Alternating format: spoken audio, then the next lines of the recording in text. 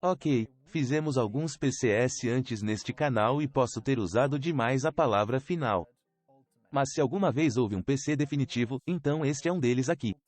Agora, ele possui CPU de 64 núcleos, 128 threads, 256 GB de RAM, SSD-RAM, 2 RTX 3090S e muito armazenamento PCIe Gen 4 que é o mais rápido que você pode obter.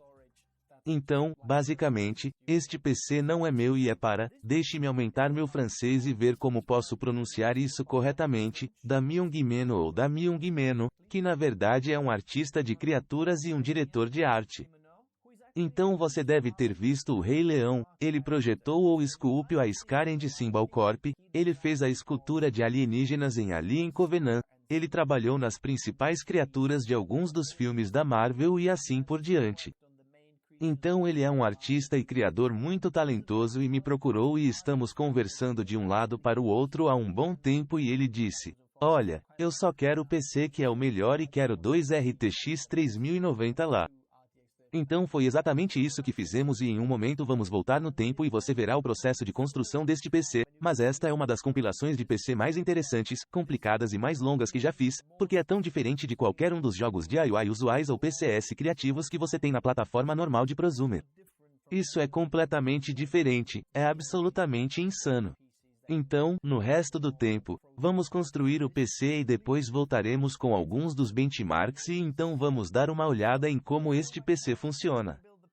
Antes de tocar duas vezes com o polegar direito, deixe-me falar sobre o patrocinador do vídeo BIAMP, H. Quando você estiver procurando por suas próximas ferramentas para criadores, eu recomendo fortemente que você dê uma olhada na BIAMP, H e em sua ampla gama de produtos. Quer se trate de produtos relacionados a fotos, áudio, vídeo ou PC Mac. Especialmente quando você está procurando uma GPU para a construção do seu PC. E não se esqueça da zona de negócios onde os negócios mudam diariamente e você pode encontrar alguns negócios matadores. A BIAMP H oferece a você a confiança de comprar com devoluções fáceis em 30 dias, atendimento ao cliente premiado e preços competitivos. Espalhe o custo dos produtos com o cartão BIAMP H Paybu, que oferece financiamento especial e economia especial de impostos em produtos selecionados. Confira a BIAMP H e as últimas ofertas na descrição abaixo. Então, espero que você esteja animado porque sei que você viu a construção, eu não, estou super empolgado. Isso vai ser absolutamente insano. Ok, esta será a maior compilação que fizemos neste canal, então aperte o botão de inscrição, curta o vídeo se ainda não o fez, mas ei. Então, vamos começar com a placa-mãe. Isto é como a placa-mãe de todas as placas-mãe. É absolutamente enorme e tem tudo o que você deseja lá. Vamos esclarecer isso. Também na parte inferior da placa-mãe, teremos que retirar mais algumas coisas. Todos os pequenos parafusos e coisas. Vou colocá-lo embaixo do meu kit e fix-it. Na verdade, ele vem com uma placa de expansão M2, 4 slots de placa de expansão PCIe Gen 4M, 2 nesta placa de expansão. Ok, olhe para isso, 7 slots PCIe 4,0. Eles são todos slots X16. Eles estão todos conectados diretamente à CPU porque a CPU também será absolutamente insana. 8 slots DIMM. Eles vão estar todos ocupados e cheios de recursos. Eu aqui, 10 gigabits Ethernet. Eu acho que há até 2 deles, o que é insano. Temos uma bela placa traseira aqui também para protegê-la, você sabe, tudo isso. Diz aqui, construído para profissionais. Então você deve estar se perguntando, qual CPU você está usando para esta compilação? Pausa para efeito. Este é o AMD Threadripper Pro 3995WX. Tem 64 núcleos, 128 threads. Tem 128 pistas PCIe. Esta CPU por conta própria, esta aqui, este carinha custa mais do que a construção do meu PC de 12900K. Ok? Essa CPU sozinha custa cerca de 5, 6 mil, dependendo de quanto, você sabe, se você conseguiu em um acordo ou não. Se você é um profissional e precisa de uma renderização 3D séria, não há nada parecido no mercado. Mas precisamos desta chave Tor especial. Vamos instalar esta CPU e esta é provavelmente a instalação de CPU mais difícil que você pode fazer em qualquer uma das plataformas. Então você tem que abrir os parafusos em uma determinada ordem. 3, 2, 1. Em seguida, vamos abrir aquele cara aqui. Vamos tirar nossa CPU. Ok, aqui está.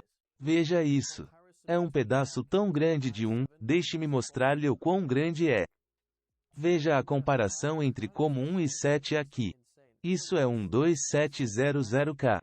É como 2 vezes e meia o tamanho disto. Isso é uma loucura. Então, vamos deslizar esta tampa de plástico para fora. Vamos deslizar nosso Threadripper Pro. Bem desse jeito. Vai até o fim, certificando-se de que não vai cair. Há uma pequena mola que o mantém, garantido que entramos nos trilhos da CPU. Então vamos tirar isso. Olhe para aquela quantidade insana de pequenos conectores ali. Então, vamos apenas empurrar isso para baixo. Estrondo. Então isso desce e agora isso desce. Fechar é assim. Fecharemos o número 1. Você aparafusa até ouvir um clique.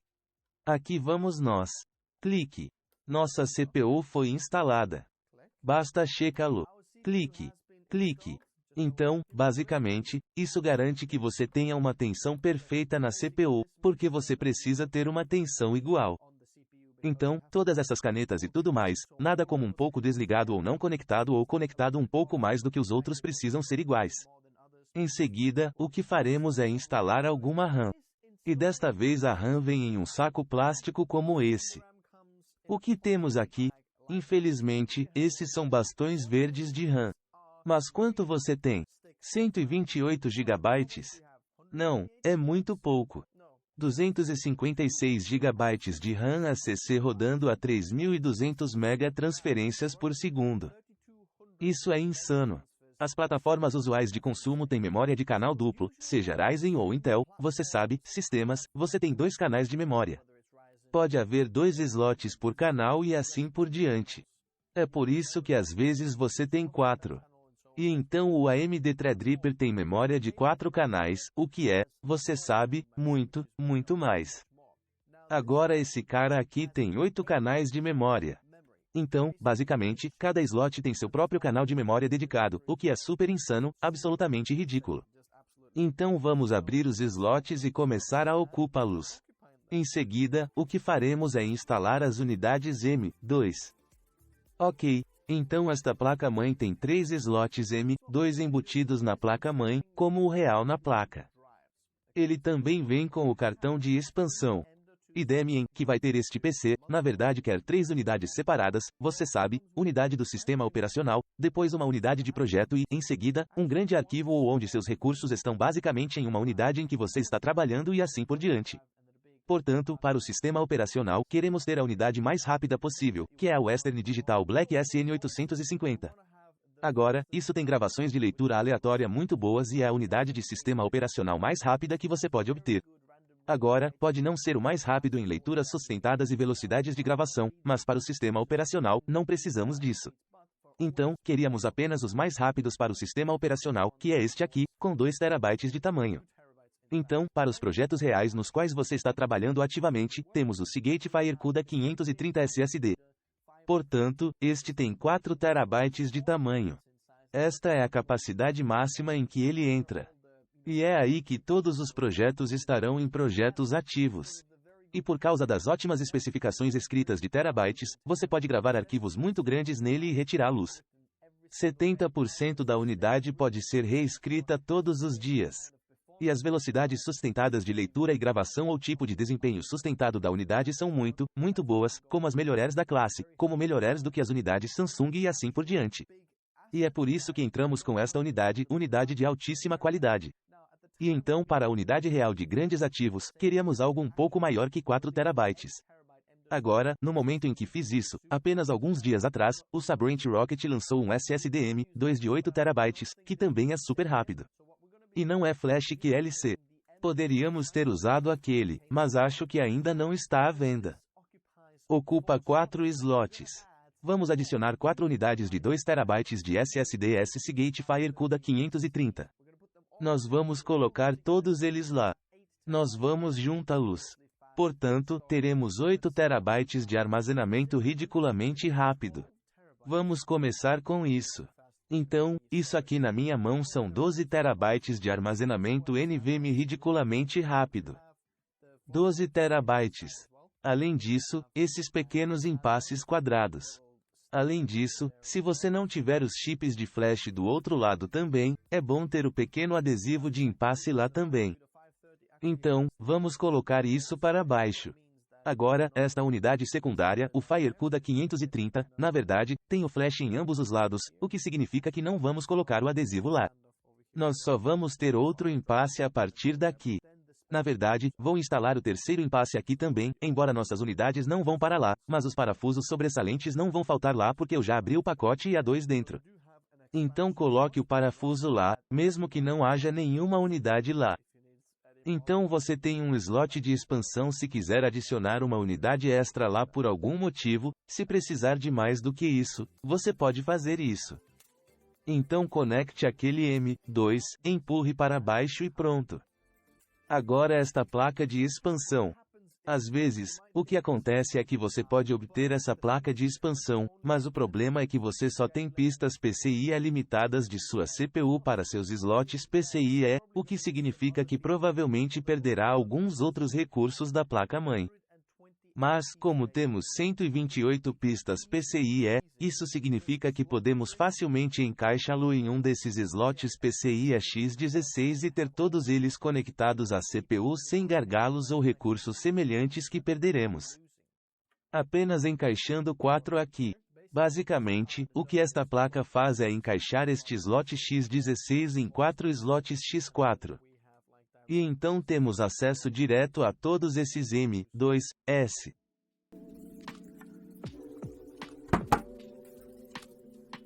Ok, esse cartão está pronto.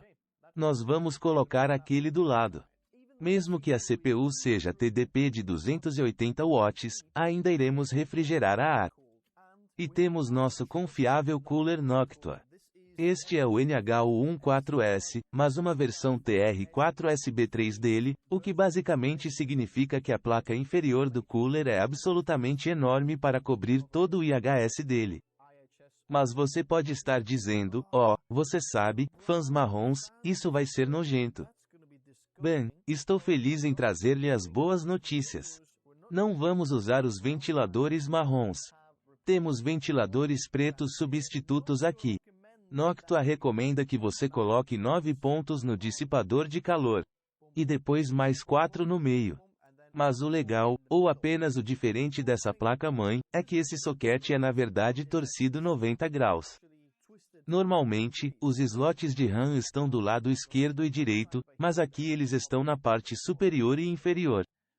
É mais como um layout de servidor. Isso significa que nosso cooler vai ficar em cima assim, e vai tirar o ar de baixo e expulsá-lo de cima, em vez de, você sabe, o tipo de fluxo de ar da direita para a esquerda ou da esquerda para a direita.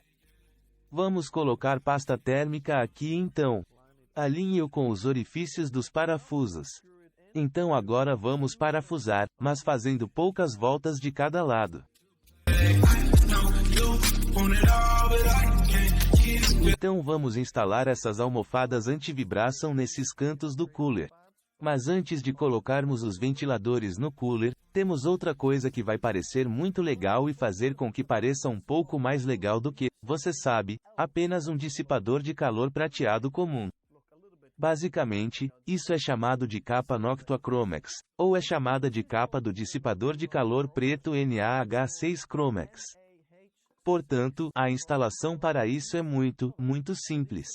Basicamente, embaixo desse dissipador de calor preto, há um pequeno tipo de coisa cinza, e isso vai se encaixar no topo aqui. Aqui vamos nós. E então o clipe de aço vai para cá. Você pode mostrar que vai no segundo clipe.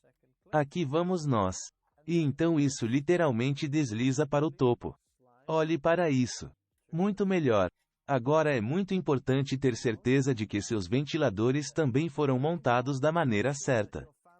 Então, basicamente, a entrada será daqui e depois da parte de trás. Portanto, certifique-se de que o ventilador esteja bem aqui, assim. E então isso é exaustivo. Calças, coloquei esses clipes do jeito errado.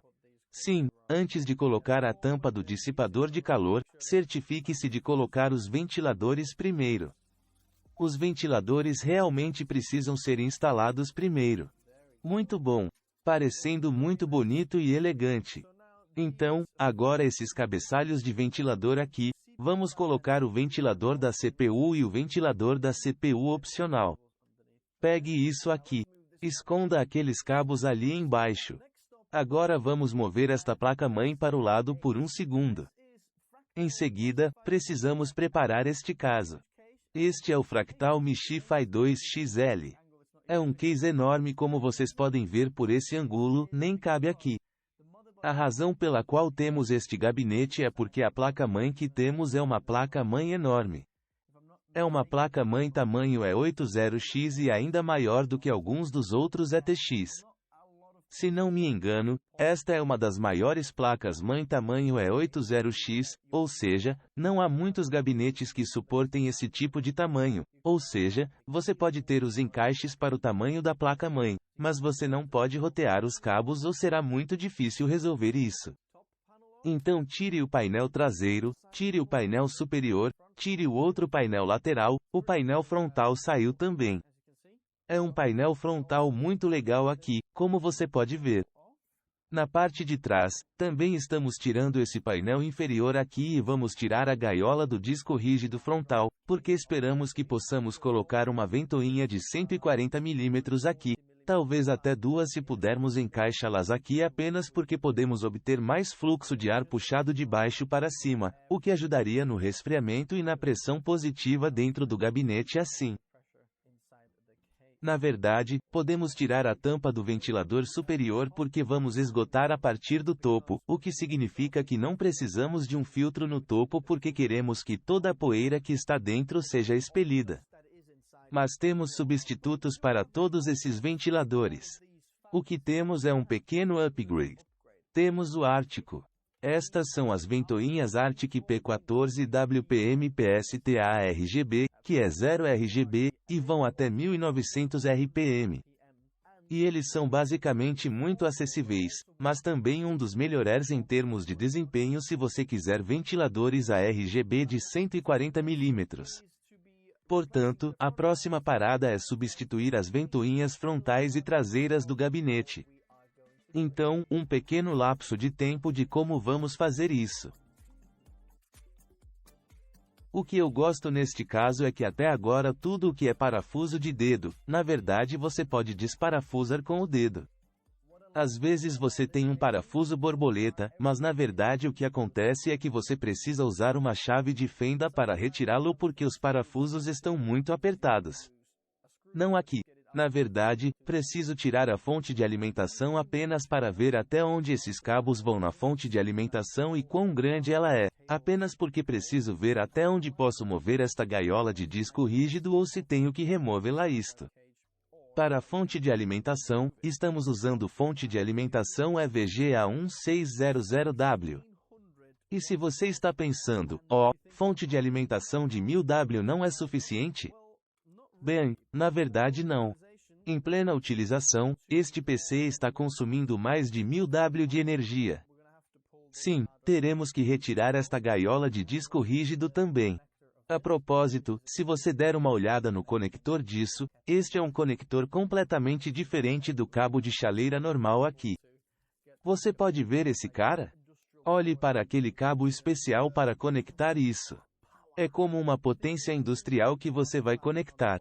Acho que vamos manter apenas uma ventoinha na parte inferior aqui, porque ela ficará muito perto da fonte de alimentação e de todos os cabos que precisaremos se encaixar aqui. Ok, os ventiladores foram instalados, mas uma coisa que eu gostaria de dizer é Arctic, se você estiver fazendo esses ventiladores e eles forem ventiladores pretos, forneça parafusos pretos e também parafusos com cabeças maiores do que os incluídos, porque todas as cabeças incluídas ficam entre as linhas reais onde os parafusos devem estar. Eles não têm um controle perfeito sobre os fãs. Então você sabe, se a Arctic está assistindo isso, talvez possamos melhorar isso. Precisamos de alguns espaçadores extras na bandeja da placa-mãe aqui na parte de trás, só porque isso aqui foi configurado para placas de tamanho ATX. Nós apenas temos que ter certeza da placa-mãe que estamos colocando-os no lugar certo. Curiosamente, na verdade, temos que tirar um impasse extra daqui também, porque não temos nada na placa-mãe lá. Então, vamos mover aquele para este. Agora é por isso que é bom ter o kit iFixit, porque você tem essas pequenas pontas de chaves hexagonais ou Allen, o que eles chamam de chaves inglesas. Então você pode realmente acabar com esses impasses. E é o mesmo aqui em cima. Não temos um impasse lá porque é literalmente onde nosso slot de RAM estará. Então, isso realmente vai entrar aqui. Portanto, um pequeno erro se você estiver fazendo isso e talvez queira instalar esse ventilador traseiro depois. É um pouco mais fácil colocar ou conectar, você sabe, a placa-mãe ou desliza-la quando você não tem o ventilador traseiro. A placa-mãe está inserida e, como você pode ver, há pequenos cromados na parte de trás da placa-mãe, onde normalmente você sabe que traria alguns cabos. Obviamente, esta placa-mãe cobre completamente e também não consigo colocar nada por baixo. Então, o que teremos que fazer é puxar todos os cabos de baixo para cima para conectar aqui. Ok, olhe para isso. Esta placa-mãe precisa de um pouco de energia PCI extra. Como você pode ver na parte inferior aqui, temos dois slots de alimentação PCI de 6 pinos, então temos outro slot de alimentação PCI de 8 pinos para você conhecer os slots PCI e também o que está acontecendo aqui. Em seguida, temos a alimentação ATX de 24 pinos na lateral e, em seguida, duas alimentações de CPU, você conhece 4 mais 4 conectores EPS, além de placas gráficas. Temos dois RTX 3090S que requerem cabos PCI separadamente. É por isso que temos esta fonte de alimentação VGA de 1600 watts porque temos todos esses poderes VGA e poderes de CPU, como você pode ver. Temos 9 cabos VGA de 8 pinos como cabos todos juntos. Então, 4 para nossas GPUs, então extra 3 para a placa-mãe como você pode ver lá e então temos 2 extras se quisermos adicionar algo extra que precisamos mais tarde porque esta é uma estação de trabalho de alta potência, então quanto maior a estação de trabalho que você tem em seu computador, a fonte de alimentação mais eficiente que você deve obter. Obviamente, isso é 80 mais platina, o que significa que não importa em que cargas você esteja, será muito eficiente porque a porcentagem da fonte de alimentação é eficiente.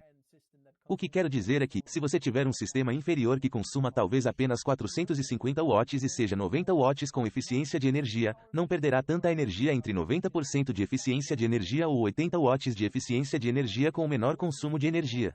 Não faz diferença, mas se todo o seu sistema consumir mais de 1000 watts de potência, a eficiência de energia de 80 ou 90 watts pode ser de 100 watts ou até mais, dependendo de você conhecer o uso e saber. Obviamente, as classificações da fonte de alimentação e assim por diante. Vamos ligar. Ok, eu já encontrei uma coisa muito boa sobre esta fonte de alimentação porque ela é destinada a estações de trabalho e assim por diante. Cada cabo de fonte de alimentação tipo PCI é aqui, pelo menos os primeiros neste soco, não tem um outro cabo em cadeia, porque eles sabem que você provavelmente executará algumas placas gráficas de última geração. Os cabos de alimentação têm classificação de 150 watts, então você não vai usar dois cabos no RTX 1390, esperando que 300 watts passem por cada um desses cabos. Não, você vai usar dois cabos separados de 150 watts cada mais 75 watts do slot PCIe. Então, isso é bom, apenas elimina quaisquer erros que possam ser cometidos, embora eu esteja olhando para o outro grupo de cabos e, em seguida, há cabos separados por lá também, para que você saiba se deseja obter alguns cabos de energia em cadeia que você conhece e você sabe que não vai usar tanta energia, então você pode, mas vou passar cada cabo separadamente só para saber que não vou ficar limitado a você sabe disso na energia. Fornecer. Uma coisa que eu não entendo é como se você comprar esta fonte de alimentação topo de linha, mas então você recebe parafusos prateados com ela. Como podemos ter parafusos pretos com ela? Por que temos que ter parafusos prateados com ela? Bom trabalho, eu tenho um cabo de extensão ATX aqui porque o cabo da fonte de alimentação ATX não é longo o suficiente para encaminhá-lo de cima para o lado, então eu teria que executá-lo de alguma forma de cima aqui como atrás dos gráficos cartões ou algo assim. Acho que isso pareceria meio estranho, então eu ainda gostaria de passar todos os cabos que você conhece do lado para ir do topo, então terei que usar um cabo de extensão que tenho aqui, então bom trabalho, eu tenho um daqueles. Ok, uma coisa é um pouco estranha, você sabe, é como este ATX de 24 pinos, como você pode ver aqui, basicamente, estou tentando chegar lá, mas é um pouco duvidoso só porque vai começar a empurrar um pouco no slot de RAM superior porque o slot de DIMM superior está muito próximo do final, então não quero colocar nada lá também. Não quero ter nada na frente aqui para realmente restringir o fluxo de ar que sai do A little bit on the top RAM slot because the top DIMM slot there is very close to the end, so I don't want to put anything in there.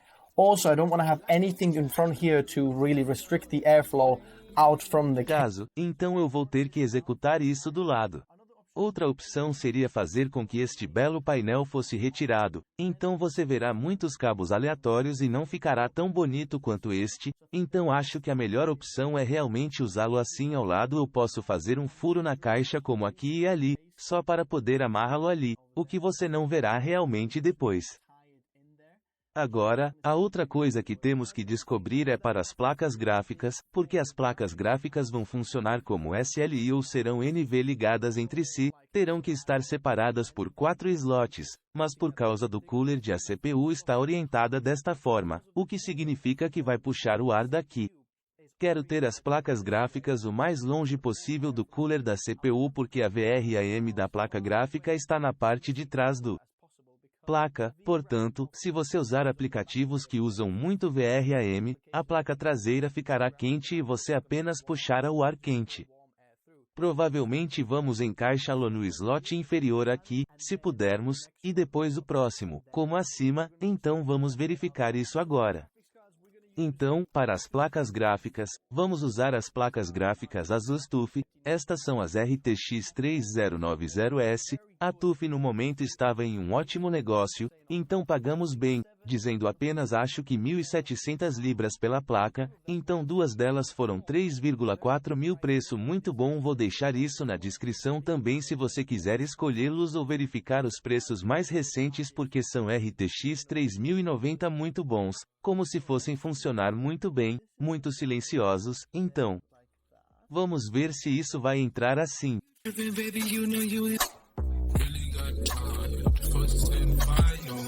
Why you tripping, baby? You know you excited. Acting like you know what's up, but you ain't psychic. Told you nothing going down, but you ain't like it. Told you nothing going down when you excited. So if you wanna talk, go and get your mind.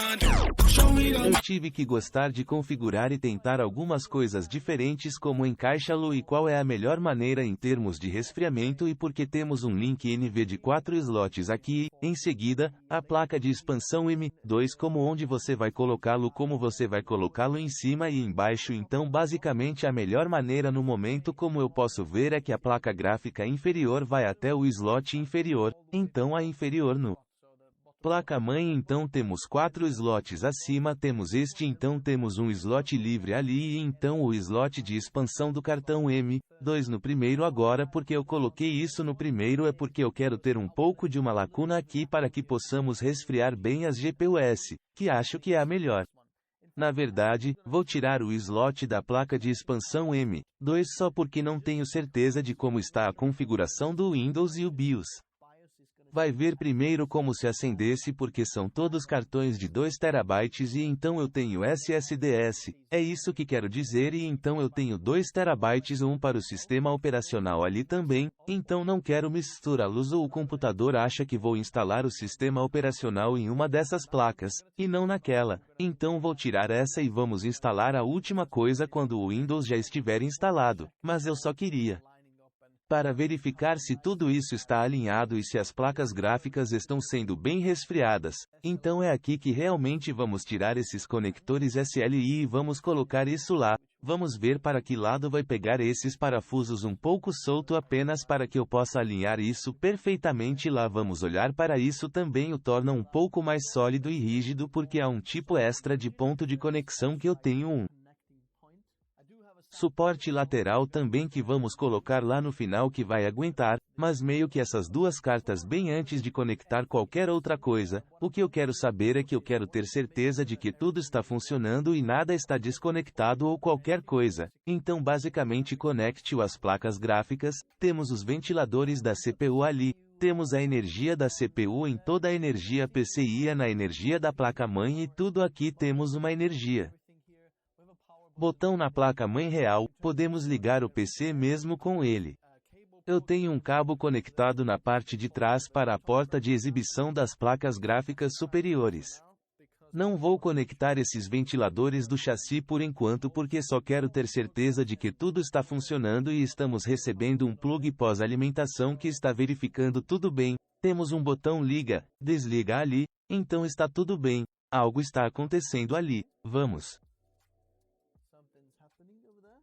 Dê uma olhada se vamos tirar a foto ok. Finalmente nova CPU instalada. Entre em Setup e configure F1 ok. Vamos dar uma olhada. Threadripper Pro 3995WX 252GB de DDR4. Parece que tudo está conectado e está tudo bem, então isso é uma boa notícia. Agora nós vamos conectar o resto dos fãs e tudo mais e então vamos ver se podemos instalar o Windows para esse cara aqui ok. Então o último ponto quando você realmente this guy over here.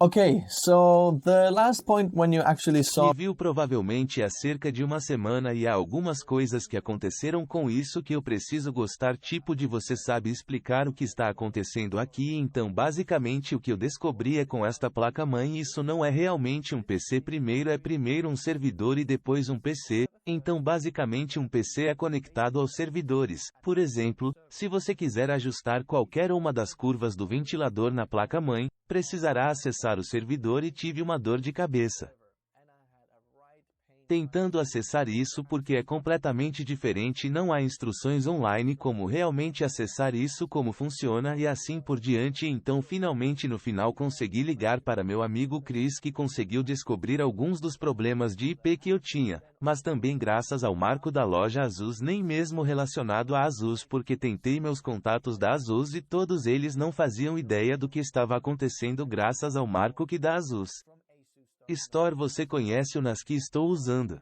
Estava acontecendo antes de tudo, para obter acesso a esse tipo de servidor, você precisa acessar a interface da web, basicamente um cabo de plug na parte traseira do PC que conecta você à sua rede conhecida e, em seguida, to access the web interface. So basically a plug cable. Outro computador você acessa o endereço IP desse PC tipo loga e configura tudo as curvas do ventilador e tal, mas é muito complicado e eu não queria fazer isso para a pessoa que está pegando o PC porque é muito complicado de conseguir seguro e então você tem que ter outro computador para ajustar as curvas do ventilador no seu PC, o que simplesmente não faz sentido para mim e então o que descobrimos foi que não consegui conectar o PC. Para o meu, você conhece a internet aqui, porque o controlador de rede do controlador de 10 gigabits que está neste PC não funciona muito bem com velocidades de 2,5 e possivelmente 5 gigabits, então eu tinha uma conexão de 2,5 gigabits através do NAS e apenas por causa dessa interface, apenas não funcionou bem. Então gosta de 1 gigabit ou 10 gigabits, então se você tiver alguma dessas conexões, não há problema se você tiver 2,5 gigabits, simplesmente não estava jogando bem e eu apenas pela vida de mim não conseguiu fazê-lo funcionar e eu estava tipo o que diabos está acontecendo, eu sei os cabos não, você sabe errado de qualquer maneira. Resumindo, descobrimos isso com o Marco da Estrela da Azul. Obrigado Marco por me ajudar que isso não está jogando legal e quando eu conecto o cabo direto no roteador que tem uma porta de 1 gigabit de repente está tudo bem e está acontecendo. Então, eu não queria dar o PC para Damien e dizer que olha, se você quiser controlar qualquer uma das curvas do ventilador e coisas que você tem que fazer login na interface da web e é super complicado e não muito amigável, então eu estava pensando em como poderíamos contornar isso porque eu sabia que também a placa-mãe não tem nenhum conector RGB e eu precisava encontrar uma maneira de controlar essas ventoinhas RGB sem ter nenhum dos conectores no Placa-mãe. Então o que fizemos foi, primeiro eu tentei este Cooler Master, a coisa que não funcionou, então estava quebrada ou simplesmente não funcionou, então nós mandamos de volta e então nós pegamos o Corsair Commander Pro. Então basicamente isso nos dá o controle dos ventiladores, bem como dos LEDs, e se você estiver familiarizado com este Commander Pro, você sabe que os conectores ARGB tipo Corsair de 5 volts são completamente diferentes do que você normalmente veja na placa-mãe. Então eu preciso descobrir um conector que não é muito comum agora. Isso não é oficialmente suportado pela Corsair, mas Corsair, você sabe, meio que piscou para mim e disse: olhe, se você quiser você pode realmente, você sabe, apenas pegue alguns destes conectores de terceiros. Então eu tenho algo aqui chamado EZ. Então basicamente isso se conecta do conector Corsair usual como 3 pinos para apenas o pino 3 usual que você vê em uma placa-mãe para que eu pudesse. Basta conectar todos esses ventiladores nesses 2 cabeçalhos e controlar o RGB separadamente, tudo no software IQ da Corsair, para que também seja fácil de configurar as velocidades do ventilador e o RGB no software IQ. Mas não deixei tudo para o software IQ porque não importa o que aconteça, você sabe, com o software, às vezes o software falha. Eu não queria isso. Então as curvas reais do ventilador da CPU que configurei na parte do servidor BMC do aqui fiz uma pequena curva do ventilador que você realmente não precisa ajustar e me certifique de que isso sempre acompanha o resfriamento e é bastante silencioso para que não precisemos nos preocupar com as curvas do ventilador da CPU que estão conectadas lá, mas todos os outros ventiladores do gabinete estão conectados ao Commander Pro e estão todos configurados separadamente. Então, finalmente, configuramos o RGB e os ventiladores, o que demorou muito, como levei uma semana para descobrir o que diabos está acontecendo com o lado do servidor desta placa-mãe e outras coisas, mas finalmente descobrimos que a última coisa a fazer é colocar todos os painéis de volta e, em seguida, fazer o gerenciamento de cabos do outro lado para garantir que você saiba que todos os cabos estão legal e arrumado.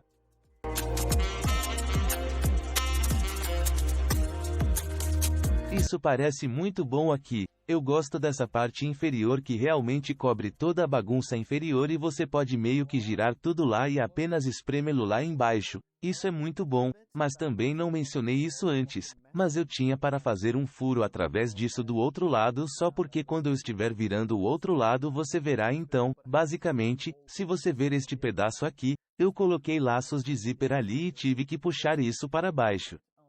Só porque, caso contrário, essa extensão ATX para a energia da placa-mãe estava tão na frente desses ventiladores que bloquearia todo o fluxo de ar para essas GPUs, então eu queria colocá-lo bem ali. Parece muito mais bonito e organizado aqui. Eu tive que passar alguns dos cabos ao redor, também pequenos laços zip finais para cortar aqui e lá vamos nós. Ok, espero que você tenha visto o quão absolutamente insano foi construir este PC e eu aprendi muitas coisas interessantes, algo que você não sabia, mas se você tentar construir isso sozinho, é por isso que algumas dessas estações de trabalho serão construídas por você, talvez alguns dos outros caras, mas você sabe que tem opções limitadas, como se você fosse para um SI e assim por diante. É bom fazer você mesmo porque você tem muitas opções de personalização, porque geralmente é como se você fosse para SI. Você é muito limitado. Eles apenas constroem isso, mas você não pode ter esses ventiladores, você não pode ter esse armazenamento, eles apenas fornecem tudo isso, mas você mesmo pode ter muitos outros obstáculos por vir. Acabou, mas nós fizemos isso, está absolutamente bem agora. Também estamos no Windows 10, não no 11, porque o Windows 11 ainda tem alguns problemas, especialmente se você estiver em uma plataforma Threadripper e as coisas que você não deseja comprometer nada disso. Deixe o Windows ainda descobrir seus problemas e coisas de desempenho. Acho que este ainda é o melhor para este sistema para ir no Windows 10 até 2025 ou algo assim. Então você pode atualizar para o Windows 11, mas até então não vejo razão para atualizar. Para o Windows 11, você correrá o risco de perder desempenho, mas tenho minhas informações de hardware abertas aqui. Temos um refrigerador de ar e esta é uma CPU que extrai 280 watts do socket. A propósito, eu tenho a câmera configurada aqui para o uso de potência, então no momento ela está em modo inativo e está puxando 285 watts do socket, como você pode ver, o que é muito interessante. Como você pode ver, aqui estão minhas mãos. Lá embaixo, vendo a CPU puxando 109 se formos mais longe aqui e vermos que a GPU está puxando 22 aqui e então onde está nossa outra GPU lá vamos nós então 26 watts 24 watts e assim por diante vamos para o gerenciador de tarefas só para que eu possa mostrar a você o que está acontecendo 3995 WX isso olhe para todos esses núcleos e threads veja que isso é absolutamente insano 128 threads ok 256 GB de RAM a 8 slots DIMM eles estão todos ocupados como você pode ver. SSD este é completamente usado porque estou executando benchmark de disco de cristal na parte de trás, temos dois RTX 3090S e eles estão vinculados por este link env, alguns dos aplicativos podem aproveitar o link env e você sabe falar com o para que as GPUs possam conversar entre si em vez de apenas passar pela CPU para conversar entre si e assim por diante, o que em alguns dos aplicativos de renderização é muito necessário. Então esta é a configuração insana que temos, vamos apenas executar a pontuação multicore e então vamos ver o que acontece aqui. Uma pontuação um pouco mais baixa só porque acho que ainda estamos executando o benchmark do disco de cristal em segundo plano, então vou deixá-lo terminar e depois executaremos isso novamente, aposto que deveríamos estar atingindo. We got a little bit of a lower score just because I think we're still running the crystal Em algum lugar nos anos 60 agora olhe para a potência lá 465 watts sistema desenhado lá vamos olhar 60.000 pontos em multicore e isso é ridículo se você olhar para algo como 12.900K, então estamos obtendo pontuação multicore em cerca de 28.000 algo assim e nossa CPU é de 100 graus, olha, nós maximizamos a 64 graus. Isso é insano só porque o dado é muito grande também, então o calor fica tipo espalha-lo e, em seguida, todo o refrigerador.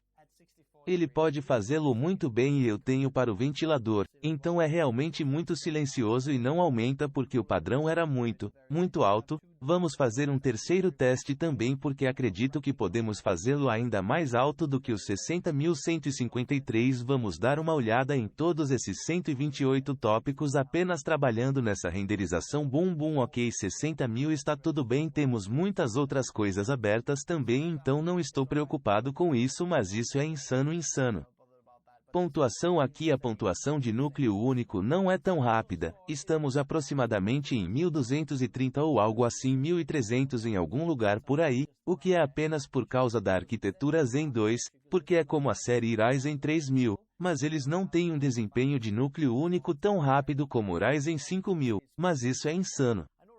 E colocá-lo lá, espero que no futuro tenhamos uma atualização para isso e talvez Ryzen como Threadripper Pro 7000 ou algo parecido também seja suportado para isso, então podemos simplesmente encaixá-lo lá com um cache 3D e isso seria incrível para chegar aqui. Outra coisa que quero mostrar é apenas o poder da GPU, então se você for algo como o V-Ray, que pode utilizar duas dessas GPUs juntas, vamos dar uma olhada no CUDA.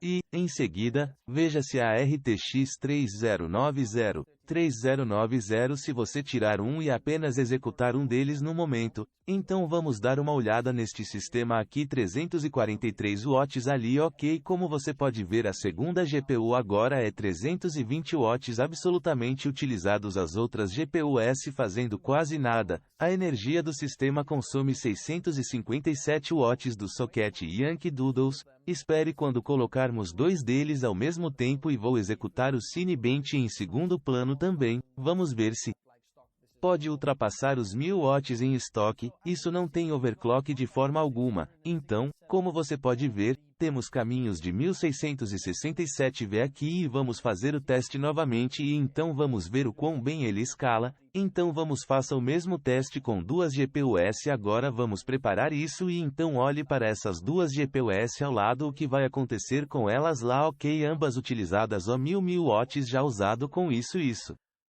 É insano 1 kW usado como se eu estivesse literalmente fervendo uma chaleira agora isso é insano, então ambas as GPUs estão puxando 340.340 então estamos aproximadamente em torno de 700 lá e então o resto do sistema puxa bastante ainda cerca de 300 watts e ocioso em cima é por isso que temos uma fonte de alimentação de 1600 watts como se você visse o cabo aqui, você o viu no vídeo de construção, é como um cabo enorme e como você pode ver a escala deste V-Ray aqui. Este é um programa que eu posso realmente mostrar a você o hub de dimensionamento realmente bom que o programa pode usar para utilizar ambas as GPUs. Olhe para aquele 3510, então é quase 2 vezes o que tínhamos anteriormente, então o dimensionamento para 2 dessas GPUs é muito bom apenas para começar. Vamos tentar executar o Cinebench ao mesmo tempo enquanto executamos o que está bem. Então vamos começar esse e vamos fazer novos testes CUDA. Está bem, a CPU está funcionando. Agora vamos pressionar esses também, vamos ver o que vai acontecer. Ok, ainda apenas 480 watts puxados da tomada, espere até isso começar. Ok, boom, aqui vamos nós 500, 100 watts, 1100 watts puxados da tomada, isso é absolutamente insano. E se você olhar para as temperaturas, estamos executando temperaturas muito boas. Veja a temperatura máxima de 66 graus aqui. Obviamente, não estamos fazendo nenhuma renderização de longo prazo aqui, mas a CPU de 70 graus, como o máximo, vem. Nem estamos tocando na superfície disso, os ventiladores estão aumentando um pouco agora porque estamos usando uma utilização consecutiva aqui, mas 1150 watts o ventilador da fonte de alimentação acionou agora também apenas para manter é bom e legal. Ok, 3400 ao mesmo tempo enquanto estamos obtendo aproximadamente 60.000 pontos no Cinebench. Então temos diferentes SSDs lá também apenas para mostrar algumas das velocidades que você conhece na unidade C, onde todos os aplicativos e programas estão usando o Western Digital SN850, que é um dos melhores em termos de leitura e gravação e pequeno como velocidade aleatória de leitura e gravação. Como você pode ver aqui, temos 300 GB usados, então a unidade nem está vazia e ainda estamos obtendo 7 GB por segundo, leitura sequencial e, em seguida, leitura e gravação aleatórias. Olhe para aqueles 4K aleatórios, temos 3,4 GB por segundo, isso é muito bom. Se formos para a unidade D, que na verdade fizemos juntos como uma configuração interessante de 6 TB de cada 2 unidades de 6 TB, mas ambas consistem em unidades diferentes, uma delas consiste em 3 NVMe, 2 TB, FireCUDA 530S, então o outro é 2 FireCUDA 530S, mas um deles 4 e depois 2 TB. Como você pode ver, a velocidade de leitura sequencial desses FireCUDAs é ainda mais rápida, 7,3 GB por segundo. Agora, como você pode ver, a velocidade de gravação dessas unidades FireCUDA 530S é muito rápida, bem como 7 GB por segundo, então isso é sequencial e assim por diante. Mas como você pode ver, o 4K aleatório não é tão rápido quanto no Western Digital, mas eles ainda são super rápidos. Se você tiver grandes bibliotecas ou recursos para seus projetos, você os coloca em uma unidade e a outra é como uma unidade ativa, você sabe, onde trabalha nelas.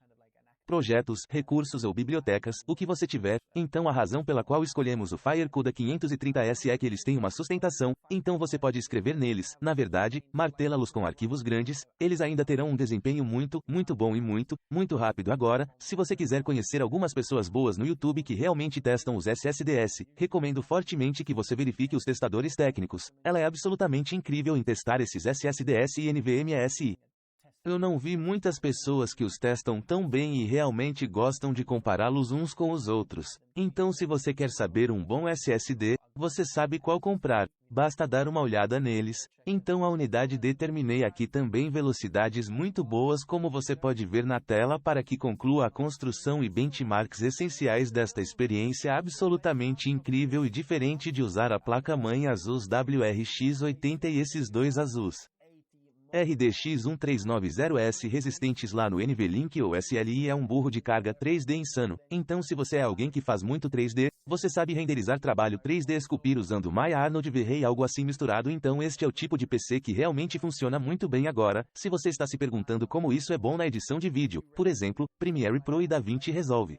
Tenho esses dois vídeos apresentando resultados muito interessantes para descobrir se você também está se perguntando como em termos de benchmarks reais e edição de fotos e edição de vídeo e alguns desses benchmarks usuais, eu os executei, mas não tenho certeza se devo fazer o vídeo. Deixe-me saber nos comentários abaixo se isso seria interessante comparando isso com, por exemplo, sistema 12900K, algo assim. Quão diferente é isso? Você sabe, 17.000 ou 20.000 você conhece um PC de $1.000 comparado a um 5.000 você conhece o PC convencional que você poderia obter. Isso é interessante para você? Deixe-me saber na seção de comentários abaixo. Como sempre, obrigado pessoal por assistir. Gosta? Se você gostou, subscreva se quiser ver mais e deixarei todas as partes na descrição abaixo. Você pode saber, clique na parte especialmente CPU. Eu desafio você a clicar na CPU e ver. Uau, esse é um cara caro de qualquer maneira. Obrigado pessoal por assistir. Tchau tchau.